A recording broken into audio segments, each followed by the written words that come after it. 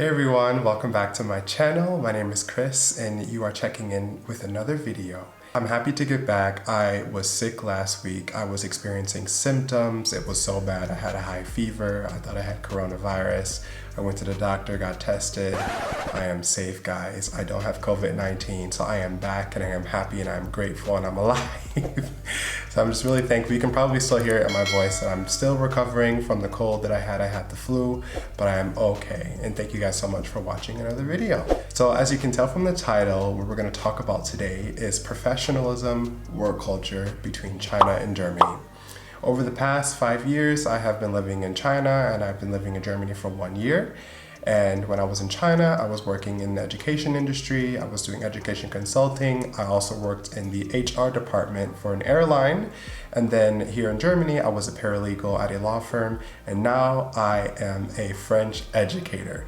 So it's really cool because I'm really using my degree and I'm still trying to figure out what is it that my life is meant to do in my 20 years, my second decade of life.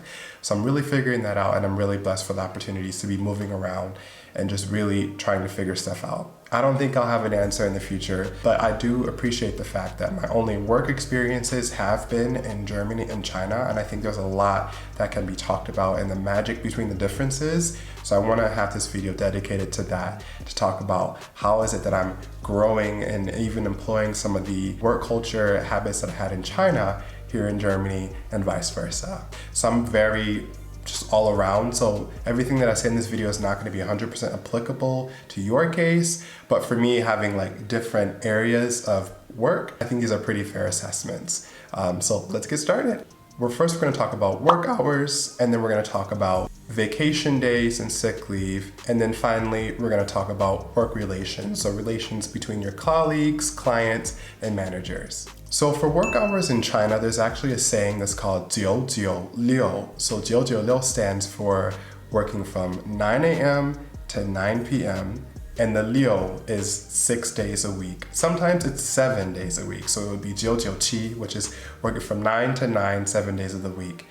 If you're working for a Fortune 500 company, or if you're working for a top company, for example, like Huawei, or like Baidu, or WeChat, or TikTok, or something like that, it is almost 100% expected that you will have to work overtime. That is talking only about a Fortune 500 company or in the field of like consulting, but I really do think this is the standard. If you ask any Chinese person what 996 means, they'll be able to tell you instantly what it means because this affects a lot of Chinese people. So again, you work overtime a lot. Work-life balance is really difficult. And if you want to make a report to the HR basically saying, hey, I've worked overtime for the past few months, like, is there a way that I could get, pay? And if you request it, I was told when I was working at an airline that you can ask for pay, right? But it doesn't look right. It would be counterintuitive for you when you contemplate the next step of upward trajectory in this company because everybody works overtime. You asking for compensation for it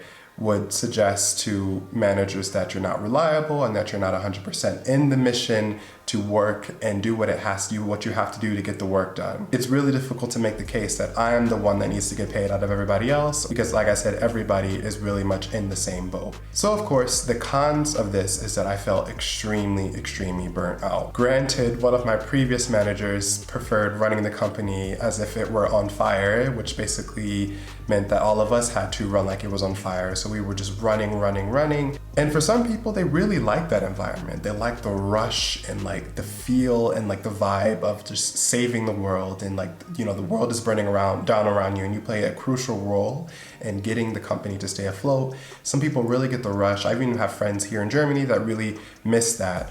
That's just not for me. I prefer a work-life balance. I prefer to get off when I get off and let that be that. If I don't want to talk about work, I don't have to. So Germany in that regard, in terms of work-life balance and work hours, is more suitable to me. So a pro of this culture, like the 996culture in China, is that efficiency is 100% guaranteed. Usually. It also goes worth saying that this 996 culture ensures that projects will get done in a timely manner and perhaps even before. So when you think about efficiency and productivity, I think China does really well. If you live to work, that is a perfect environment for you. If you want to work, if you're a hard worker, you get promoted really fast. So I think those are really cool values to appreciate working in China. So Germany, on the other hand, work is work, life is life. If you don't get something finished, you can start it the next day. That was even applicable to me as a paralegal. As long as the deadline wasn't around the corner, if I didn't get something finished, if I was working on a project, if I just started a project, it's okay. I can leave it there at 5:30 or at 4:30 or wherever.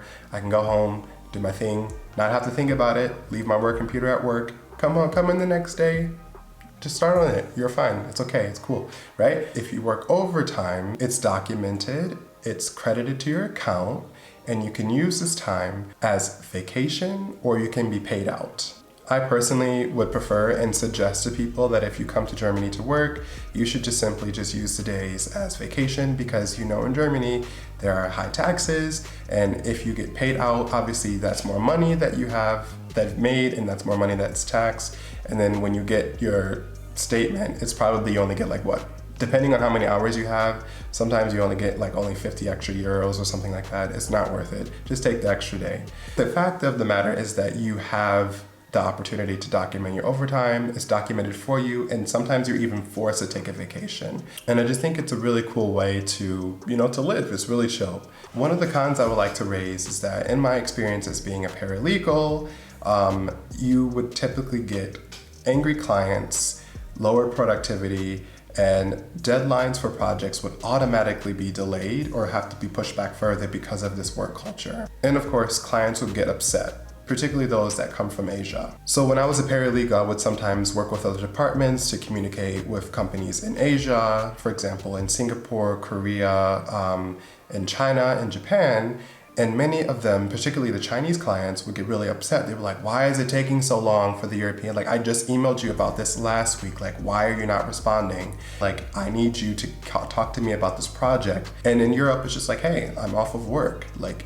Listen, I'm done with work, okay? In China, this would almost always be unacceptable. Even when you're off of work, you're still my project manager, you're still the person that I contact when it comes to this project. So even when you're off of work in Asia, and not only in China, I think this is applicable even in Korea and Singapore and in Japan, that there's more or less of an ownership that you take over the work.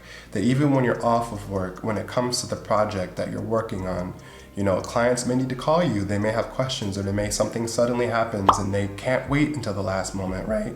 Sometimes they need to 100%, they need to speak to you immediately regarding the project. You can't tell them to wait. You have to address it and you have to go on. So I think in Germany, there's a clear cut off in terms of I'm off of work, I'm cutting off the communication with you, period, right? We're done. In my mind, I think Germans prefer productivity at their own pace, which is a slower pace. Whereas in China and many other countries in Asia, the idea is often, hey, let's get the project done as soon as possible. We have a deadline, but if we can get it done earlier than that, perfect. We can move on to the next one. Next is vacation days. So typically speaking, on average, you can make 16 plus days, and that's pretty good. 16 plus days, about 2 weeks in China. And in Germany, you typically have 24. In Germany, when you go on vacation, you leave everything. When you come back to work, you don't have to work overtime to make up for the time that you took off. Everything is fine. In China, on the other hand, when you go on vacation, normally it's expected that you may have makeup days. So for me, when I was a consultant in Beijing, if I were to take a week off, I would have to come back and I would need to have 1 to 2 makeup days on my days off. I absolutely hated this. I just think a vacation should be a vacation. When you come back to China, you don't have to make it up. I really, really don't like it. But in Germany, it's really chill. You have a lot of vacation days, and when you come back, you don't have to make up for it. So I thought that was really cool. That's why I'm enjoying that here in Germany, taking vacations, and not having makeup days. That is really cool. So business relations. And before I even mention anything, I honestly have to say, although it was a little bit shocking at first, I actually do prefer the Chinese way of communications in places of work. So in China, because you spend so much time together, there's this need to form a family. So professionalism is friendly. So it's hey, let's get a coffee, because we're working overtime anyway, so let's go down and get a coffee, or let's go to the tea, right, to the kitchen and get some hot tea or something.